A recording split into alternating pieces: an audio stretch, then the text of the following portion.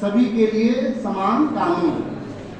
और किसी भी देश को चलाने के लिए कानून व्यवस्था की आवश्यकता होती है, क्योंकि बिना कानून व्यवस्था के कोई भी देश नहीं चलाया जा सकता। इसीलिए कानून व्यवस्था हेतु हमारे देश में भी संविधान की आवश्यकता महसूस की गई। आप सभी लोग जानते हैं कि 200 वर्षों की गुलामी के बाद जब भारत आज़ाद हुआ, तब देश को चलाने के लिए हमारे देश के लिए एक संविधान की भी आवश्यकता महसूस हुई। और कैबिनेट मिशन की संस्तुतियों पर जुलाई 1946 में संविधान के निर्माण के लिए संविधान सभा का गठन किया गया। संविधान सभा में कौन लोग थे, कितने सदस्य थे, ये बहुत डिटेल की बात है, उसमें मैं नहीं जाना चाहता, लेकिन मोटी मोटी बात बताना चाहता हूँ। तो संविधान सभा की जब प्रथम बैठक 9 दिसंबर 1946 को नई दिल्ली स्थित काउंसिल चैम्बर के पुस्तकालय भवन में हुई, उस बैठक में संविधान सभा के सबसे बुजुर्ग सदस्य डॉक्टर सच्चिदानंद सिन्हा जी को संविधान सभा का अस्थायी अध्यक्ष चुना गया। और इसके ठीक 2 दिन बाद 11 दिसंबर 1940 को संविधान सभा की बैठक में डॉक्टर राजेंद्र प्रसाद जी को संविधान सभा का स्थायी अध्यक्ष चुना गया। इसके 2 दिन पश्चात 13 दिसंबर 1940 ईस्वी को जवाहरलाल नेहरू द्वारा उद्देश्य प्रस्ताव पेश किया गया और उस उद्देश्य प्रस्ताव के साथ ही संविधान सभा की कार्यवाही प्रारंभ हुई। 22 जनवरी 1947 को उद्देश्य प्रस्ताव को स्वीकृत किया गया और उद्देश्य प्रस्ताव की स्वीकृति के बाद संविधान सभा ने एक 7 सदस्यीय प्रारूप समिति का गठन किया और प्रारूप समिति को संविधान का निर्माण कार्य सौंपा गया। हम सभी लोग जानते हैं कि प्रारूप समिति के अध्यक्ष डॉक्टर B.R. अम्बेडकर साहब थे और विधि सलाहकार श्री B.N. राव थे। प्रारूप समिति ने संविधान को तैयार करने के लिए अनेकों देशों जैसे America, Ireland, Australia, Canada, Britain, Japan, Germany, France, south Africa की यात्राएं की और वहाँ के संविधानों का अध्ययन किया। और वहाँ के संविधानों का अध्ययन करने के पश्चात भारत के परिवेश एवं परिस्थितियों के अनुकूल भारतीय संविधान का प्रारूप तैयार किया गया। इस प्रारूप को जब तैयार कर लिया गया तो इसे संविधान सभा के समक्ष रखा गया उसकी रीडिंग करने के लिए। इसकी रीडिंग एक बार में नहीं हो पाई, बल्कि 3 बार में रीडिंग हुई। तो पहली रीडिंग हुई कुछ पार्ट की, फिर बाद में सेकेंड रीडिंग हुई, फिर थर्ड रीडिंग होने के बाद पूरी रीडिंग होगी कंप्लीट। रीडिंग के बाद संविधान सभा ने 26 नवंबर 1949 ईस्वी को इस संविधान को अंगीकृत, अधिनियमित और आत्मार्पित कर लिया। अर्थात संविधान हमारा 26 नवंबर को बनकर तैयार हो गया। इसी के जब संविधान बनकर तैयार हुआ उस वक्त संविधान सभा में 284 सदस्य उपस्थित थे जिन्होंने इस पर अपने हस्ताक्षर किए। इस प्रकार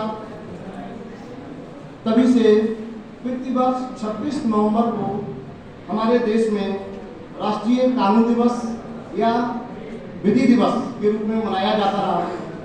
और वर्तमान देश के प्रधानमंत्री माननीय श्री नरेंद्र मोदी जी द्वारा 11 नवंबर 2015 को ये घोषणा की गई कि 26 नवंबर को राष्ट्रीय कानून दिवस के रूप में नहीं बल्कि संविधान दिवस के रूप में मनाया जाएगा। तब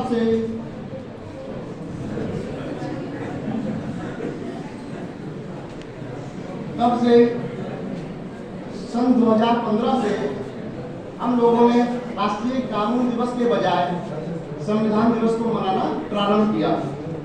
और जब संविधान हमारे देश में तब से बड़े धूमधाम से ही संविधान दिवस मनाया जाता है। संविधान हमारा संविधान विश्व का सबसे लंबा लिखित संविधान है और इसमें वर्तमान में 448 अनुच्छेद, 28 भाग एवं 12 अनुसूचियां हैं। संविधान में शुरू में एक प्रीमियर प्रस्तावना दी गई है और उस प्रस्तावना में भारत को संपूर्ण प्रभुत्व संपन्न, समाजवादी, पंथ निरपेक्ष एवं लोकतंत्रात्मक गणराज्य बनाया गया है। और भारत की संविधान की प्रस्तावना अपने नागरिकों को सामाजिक, आर्थिक और राजनीतिक न्याय की गारंटी देती है और ये सभी व्यक्तियों को विचार, अभिव्यक्ति, विश्वास, धर्म और उपासना की स्वतंत्रता भी प्रदान करती है।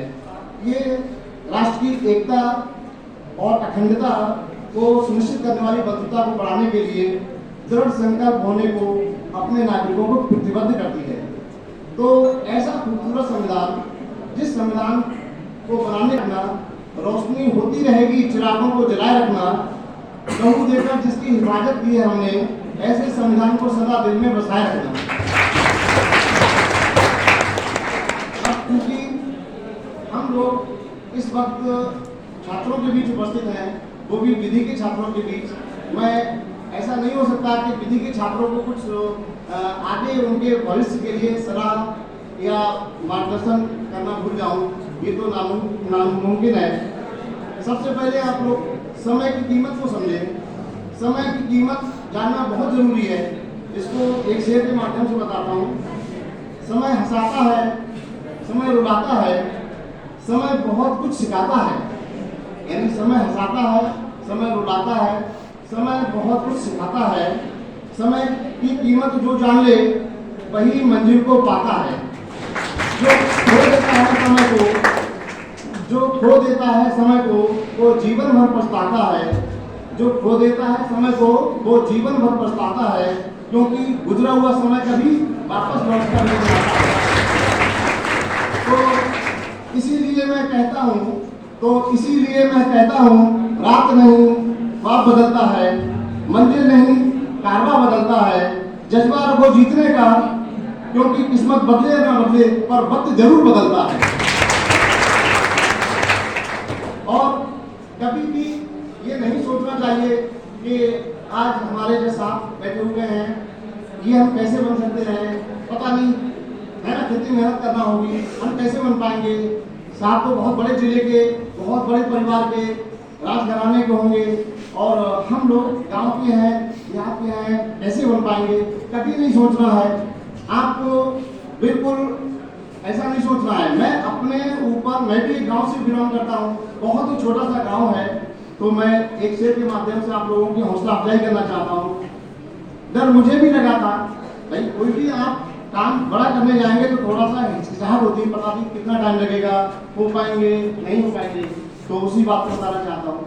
डर मुझे भी लगा था फासला देखकर, डर मुझे भी लगा था फासला देखकर, पर मैं बढ़ता गया अपना रास्ता देखकर। खुद ब खुद करीब आती गई मंजिल मेरी, मेरा हौसला देखकर।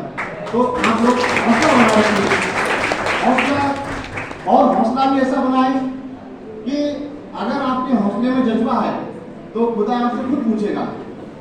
अगर आपने अपना हौसला बनाए रखा, आपकी किस्मत में कोई चीज नहीं भी लिखी है और आपने हौसला बनाकर उसको पाने के लिए जिद ठान ली है भगवान से, अल्लाह से, और आपने जिद कर ली है, तो आपकी जो हस्तरेखाएं हैं वो भी आपके कार्यों से, आपकी मेहनत से बदल जाएंगी। तो उसी के लिए मैं एक शेर पढ़ना चाहता हूँ। खुदी को कर बुलंद इतना कि हर तकदीर से पहले, खुदी को कर बुलंद इतना कि हर तकदीर से पहले खुदा बंदे से खुद पूछे, बता तेरी रजा क्या। और कभी कभी ऐसा होता है, हम लोग जब पहली परीक्षा देते हैं तो मालूम पड़ा 3 में फेल हो गए, निराश हो गए, क्या ये हमारे बस की बात नहीं, हमारे तो केवल 40% मार्क्स आए। कभी मैं सोचिए, आप उन लोगों से बेहतर हैं जो परीक्षा में शामिल ही नहीं हुए, जो परीक्षा में शामिल ही नहीं हुए। तो इस बात को भी मैं एक शेर के माध्यम से बताना चाहता हूँ। गिरते हैं सहसवारी मैदाने जंग में, गिरते हैं सहसवारी मैदाने जंग में, वो तिफ्ल क्या गिरे जो घुटनों के बल चले। आप लोग कभी तो सोचिए कि पता नहीं हमारी तकदीर में कोई चीज लिखी है या नहीं लिखी है। न कर तकदीर की परवाह, न कर तकदीर की परवाह, मुकद्दर आजमाता जा, मिलेगी खुद ब खुद मंजिल, मिलेगी खुद ब खुद मंजिल, कदम आगे बढ़ाता जा।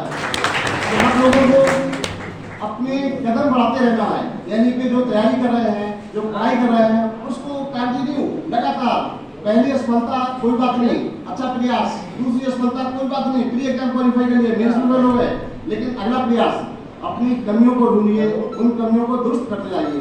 उसी लिए अगला से मंजिलें उनको ही मिलती हैं जिनके ख्वाबों में जान होती है। मंजिलें उनको ही मिलती हैं जिनके ख्वाबों में जान होती है। पंखों से कुछ नहीं होता, हौसलों से उड़ान होती है। और लास्ट में एक अंतिम लाइन, बदल जाओ वक्त के साथ, बदल जाओ वक्त के साथ या फिर वक्त बदलना सीखो। बदल जाओ वक्त के साथ या फिर वक्त बदलना सीखो। मजबूरियों को मत कोसो, हर हाल में चलना सीखो। आप लोग कभी सोचिए कि हमारे पास